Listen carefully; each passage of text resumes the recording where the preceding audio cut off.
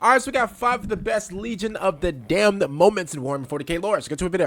G'day guys and gal. If there is one awesome thing that has been neglected in Warhammer 40k's lore, it's the Legion of the Damned. All their official models are old as shit, their lore and origins are confusing kind of and cool, contradictory, and their true nature is unclear. But flaming loyalist demon space marines that pop out of nowhere to kick ass is always a joy to read about. Everyone loves the Legion of the Damned after all, so I thought why not check out 5 of their greatest moments. Before we get started, we're at the halfway mark of the Burning Hand of Vengeance sale. The support on this model has been fantastic, as usual from you legends. I was actually in the warehouse this week to help out, and I can comfortably say that a fair number of you will be getting your Burning Hand before Christmas. We're staying well on top of things, which is awesome. For those that have been living under a rock, the Burning Hand of Vengeance is my magnum opus for 2024. It took a year to make as I worked closely with the legendary Art Canham, the modeler of the Big E. Oh, that's hard. Oh, I'm gonna be honest with you, that's hard. This is hard, bro. He got the Olympic medals down here. Man, look at the design on this. This is definitely nice. I'll admit that. That's nice. That's hard. A shitload of head variants, multiple arm and weapon variants. It even includes a This was cool too. version.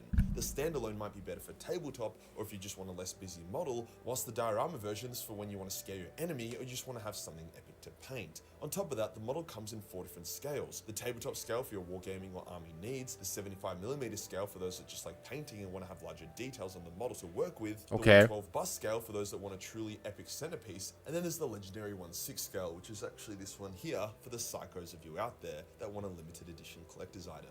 If you've been on the fence about this model, just trust me, it's something truly special. And I'm not sure if I'll ever bring it back after this week due to how challenging it is to produce. On top of that, I also had the 3 Slaanesh that are getting pounded in the diorama. By the way, version I have a Twitch at the bottom of the screen, twitch.tv/KingAndy with 2 eyes. And also, if you're not subscribed to the channel, subscribe to the channel right now. Thank you. As a final note, there is only 24 hours left for the Major Minis Black Friday Cyber Monday sale. 30% off store-wide for all other minis, including the already discounted bro, I know all these cost a lot of money. Major Minis ever gets. I don't usually run sales because I price my minis what I believe to be a fair price, so now is a great time to dip the toes in and give it a go. We use premium high-res custom resin that is just as good, if not better than plastic. All minis are scaled to tabletop proportions and are a fantastic way to start an army, enrich an existing army, or if you just want something awesome to paint. Link is below. Only $10 shipping worldwide, or free if you spend over $100. Today we'll go over the top 5 best Legion of the Damned moments in the lore. Okay. That's all you need to know. Let's get into it. Let's get into it! Let's go, man. I'm excited. Let's go. Okay, so I wouldn't be a very good lore YouTuber if I didn't give a bit of context on the Legion first and why their lore is confusing. Firstly, they haven't been front and center for a while, and their appearances are usually pretty random and don't contain much exposition. Most of their lore is old as hell as well, but basically there's 3 theories regarding what they actually are, with a technical 4th theory tying it all together that I'll quickly go over. Theory 1 is that the Legion of the Damned were once known as the Firehawks, a loyalist chapter who got lost in the warp. This caused them to be afflicted with this demonic warp contagion that turned them into these flaming undead warriors that could materialize at will. As the contagion gets worse and worse, eventually the warrior would enter a rage and then explode shortly after. Now obviously this doesn't sound like the most long-lived chapter, however some random lore that I don't know much about the details on detail a special warp device called the Animus Malorum, which can be used to turn Space Marines into Legion of the Damned Marines, which is how they maintain their numbers. But in saying that, generally warp contagions don't create elite warriors loyal to the Emperor.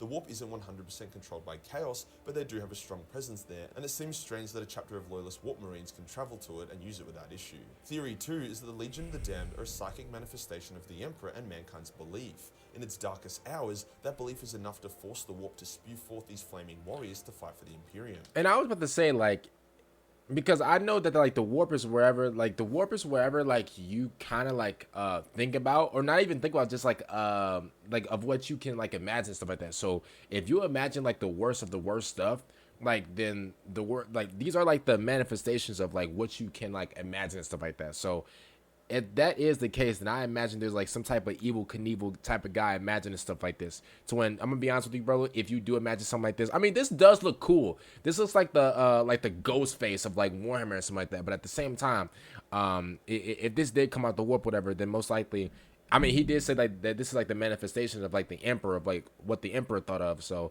I mean, I don't know how the Emperor was thinking about this, but okay. The idea being that if each human psychic presence was a drop in the ocean, then the countless septillions or more humans across the galaxy would contribute enough to make shit like that happen, as well as the Emperor's massive psychic might. This theory has the Legion of the Damned as loyalist demons. Then there is Theory 3, which is sort of disproven but also sort of not. During the war in the Webway, the Emperor was so fucking pissed off that his righteous wrath called out to the betrayed souls of Isstvan, including Ferrus Manus himself, and summoned them forth in a wave of fire for them to do battle with an endless tide of demons. Although these fiery undead warriors... Bro, they playing, bro, unlimited zombies. Unlimited Call of Duty Black Ops zombies. soon vanish as the Emperor left the Webway, many believe this planted the seed of the Legion of the Damned in the Warp, which would grow and create the Legion using the souls of Imperial heroes who died justly. The writer of this scene said that whilst this wasn't intended on being the Legion of the Damned's origins, he loved the theory and would be happy for it to be canon. Theory 4, which is my personal favourite, is a mix of all the previous ones. The seed of the Legion was planted by the Emperor's righteous fury in the Webway, which was then grown by mankind's collective psychic might, and then when the Firehawks were lost in the Warp, this pre-existing Legion of the Damned Warp presence bonded with them, protecting them from chaos and turning them into loyalist demons. It is a bit of a head scratcher, but let's fuck off the confusing shit and go straight to the pew pew bang bang skirt skirt shit. The first epic moment of the Legion of the Damned in today's video is when they humiliated the Flawless Host, a chaos warband dedicated to Slaanesh. The Flawless Hosts were once a loyalist chapter called the Shining Blades, whose pride led to their fall. They targeted an adamantium mine to terrorize and massacre, as the people working in the mine were ugly, thus deserved death. I'm not joking. What? Are you serious?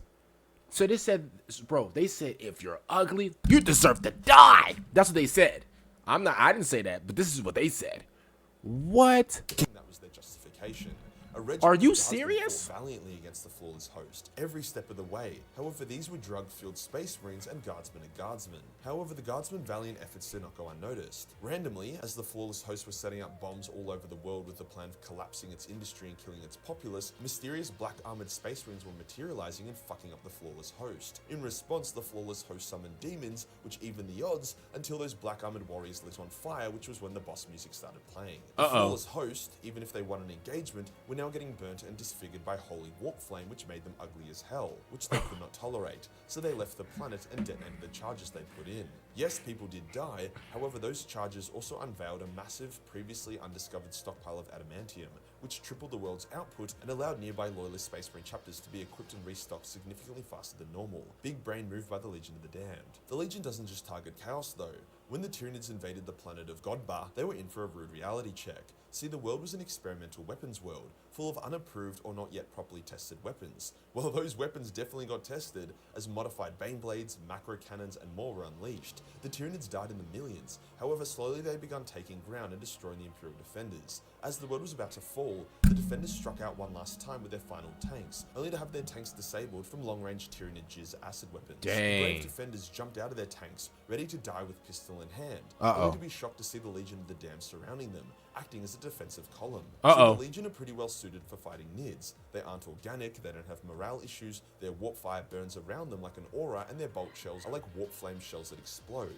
The Legion escorted the surviving defenders to a bunch of super heavy tanks called Doomhammers, whose previous occupants had been killed by lictors, allowing the tanks to roar back into life and turn the tide of battle, slaughtering the last remaining Nids. The pattern seems to be when Imperial warriors fight against all odds and show true bravery, the Legion of the Damned respect it and come to their aid. This next one is sick because it involves Malkador, and everything involving Malkador, the hero, is automatically awesome. A small force of Ultramarines, led by Chief Librarian Tigurius, were attempting to evacuate a number of tech priests from a world after they had discovered an ancient relic, which appeared to be one of Malkador's own personal staves, imbued with knowledge, secrets, and a shard of his own power. However, the world had been getting cum-dumped by orcs. The final stronghold of the world, which housed the staff, was being overrun, with even the Ultramarines unable to turn the tide. They were prepared to stand and die in defense of Malkador's legacy, at which point the Legion of the Damned appeared and started turbo-fucking the orcs to death. Now, orcs love fighting and rarely have morale issues. True. Thus, the fighting very quickly becomes wildly unfun. Times like when Jagadai got mad and slaughtered orcs like a demon of the underworld, or when the Flesh Terrors got... Listen, one thing I'm gonna say about the orcs is I respect the battle, like I respect the spirit, but I'm gonna be honest with you, like I could just like imagine like some orcs just like, you know, just charging down the line or whatever. And then, like, you know, just seeing, like, thousands of their brothers just getting slaughtered or whatever. I'm going to be honest with you. If I'm an orc, you know, and my teeth is out of control and I look cracked out, I look like a cracked out Shrek, I'm going to be honest with you. And I see thousands of, like, my orc brothers just getting slaughtered. Bro, I'm turning around, bro, and I'm running the other way. I'm just going to keep it real with you. Maybe I don't have the orc's spirit or whatever, bro, but I am legit, like, just running away. I'm going to be honest with you. And ripped orc orcs apart limb from limb are good examples of when the orcs stopped having fun. This was another example, as the Legion's aura burnt the orcs whilst their flaming death bolts delivered horrific ends to others. The orcs' morale broke and the tide of battle turned. Wow. Mordor's staff was taken by Tigurius, who still looks after it to this very day. Perhaps the Legion's appearance was driven by the Emperor's own will, sensing a shard of his only true friend and wanting to protect it. The Ultramarines were also going to do a sick last stand, which the Legion of the Damned also love. If I had $1 for every time there was an extremely random demonic incursion upon the Phalanx, the mega flagship of the Imperial Fist, I'd be rich as fuck. That ship gets fucked by demons more than retarded simps get fucked by crypto scam rug pulls. And this is what I'm saying, yo. Majorkill, yo. That's not even funny, yo. That's not. Yo, Majorkill, why would you even say that's not even funny? It happened again. The Iron Warriors managed to emerge from a warp rift deep within the Phalanx and invade it alongside a host of demons. Their goal was to take over the Phalanx's main guns and then fire upon the Imperial Palace. Now the palace is shielded, but the Phalanx has more firepower than an entire subsector battle group, and it was anchored above Terra. The Imperial Fist fought hard, but were going to lose their ship. So to protect Terra, they did an emergency warp jump. They were now in the warp, invaded by demons. Good.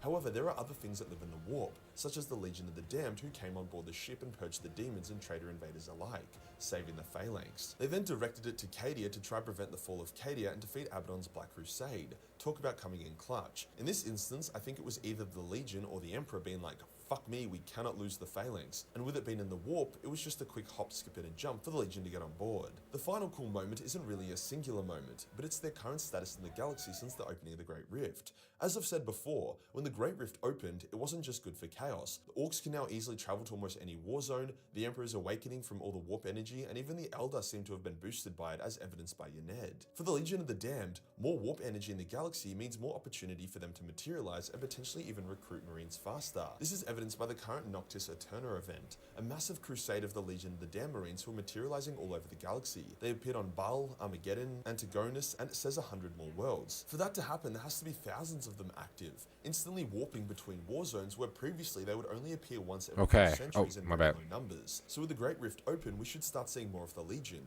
Wink wink, hint hint, GW, give us some fucking Legion of the Damned Marines, maybe I will. If you enjoyed the video and you want to support the shout out to Majorkill, man, for that video. This video went quick. I don't know why. It kind of went quick. But other than that, man, comment down below. What do you guys think about this one, bro? I got a long video coming to you guys later today from the boy Wes Hammer. This video was good too, of course, bro. You know what? I actually enjoyed that video from yesterday of Wes Hammer. No, sorry. Was it yesterday or the day before? It was Wes Hammer versus Majorkill in like a lore like battle test or whatever. Bro, that was absolutely hilarious. I'm gonna be honest with you, bro. They should have more of those, bro. I would really like, and I feel like I kind of listen. I'm gonna be honest with you. I wouldn't say that I learned a lot, but I definitely learned that there's like deep lore whenever it comes down to like Warhammer. When I thought it was this deep, brother, it turns out, man, this is like Indian Ocean deep. Like it's crazy, man. Make sure you guys like videos, subscribe to the channel if you guys are new. Follow my Twitch at twitch.tv/KingIndy with 2 Y's. It's on the screen. You know, just in case you guys need some help. And see you guys every time out. Peace out.